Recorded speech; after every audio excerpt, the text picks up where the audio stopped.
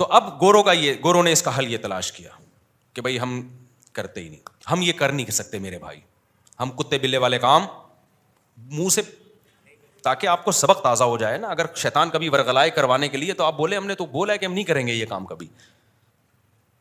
تو زنا یہ کتے بلی کا کام ہے.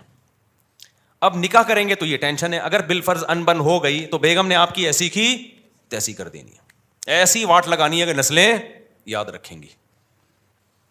تو بھائی اب ایک ہی حل ہے آپ کے پاس, زنا کر نہیں سکتے, نکاح کرو تو پھر لبرل لڑکیوں سے, اور سلیو لیس کپڑے پہن کے گھوم رہی ہیں, اور اسٹائلش, جیسے آج کل فلمیں دیکھ دیکھ کے نا ہر ایک کو وہی چاہیے جو جس کو ایوارڈ مل رہا ہے حسن کا, اسی ٹائپ کی اسٹائلش قسم کی لڑکی چاہیے.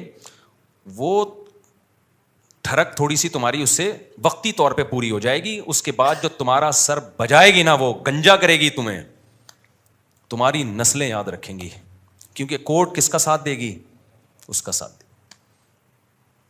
حتیٰ کہ اگر اس کو کوئی انکل پسند آ گئے, آپ کچھ بھی نہیں بگاڑ سکتے اس کا.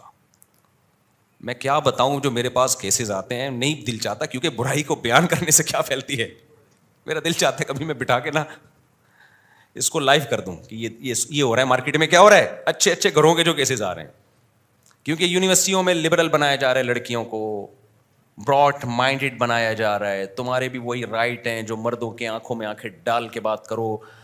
پھر جب وہ آنکھوں, پہلے زمانے میں یہ سکھایا جاتا تھا شوہر تو گویا مجازی خدا ہوتا ہے, اگر حکم دیا جاتا شوہر کے کسی کے سامنے سجدہ کرنے کا تو عورت کو حکم دیا جاتا کس کے سامنے سجدہ کرے, شوہر کے سامنے. ساس ماں کی جگہ ہے. ایک بہت بڑے گورنمنٹ کے آفیسر آئے کچھ دن پہلے ملنے کے لیے, بہت بڑے آفیسر ہیں.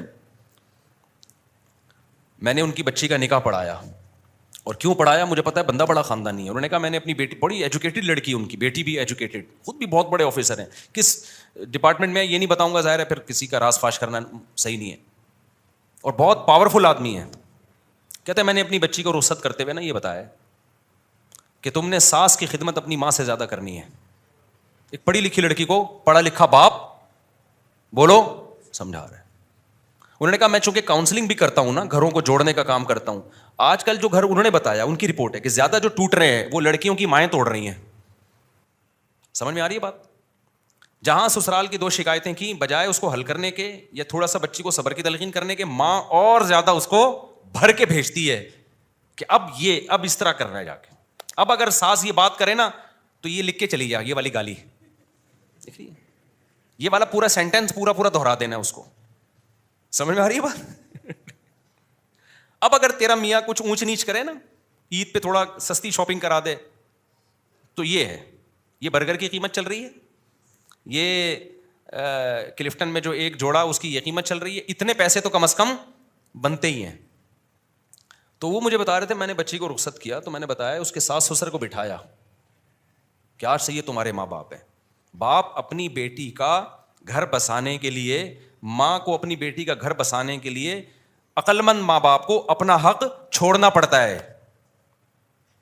بیٹا ہم بلا رہے ہیں اور ساس منع کر رہی ہے تو مت آنا, کیونکہ رہنا تم نے کس کے ساتھ ہے, مائیں لڑتی ہیں, ہم اپنی بیٹی کو بلا رہے ہیں, ساس کون ہوتی ہے روکنے والی. چھوڑو یار اس ٹیکنیکل بحث کو چھوڑو, ابھی فائدہ بچی کا کس میں ہے, زندگی کس کے ساتھ گزارنی ہے, اس نے وہاں گزارنی ہے نا, وہاں گزارنی ہے زندگی. تو ان کو ایڈجسٹ ہونے تو وہاں پہ, اس کو کل عیاشی کرے گی وہ وہاں پہ. ابھی بچی یہ تھوڑی بڑی ہو جائے گی تو اسی نے سنبھال لیا سب کچھ. ساس تو مر جائے گی بیچاری تھوڑے دنوں میں, وہ ہمیشہ کے لیے تھوڑی ہے.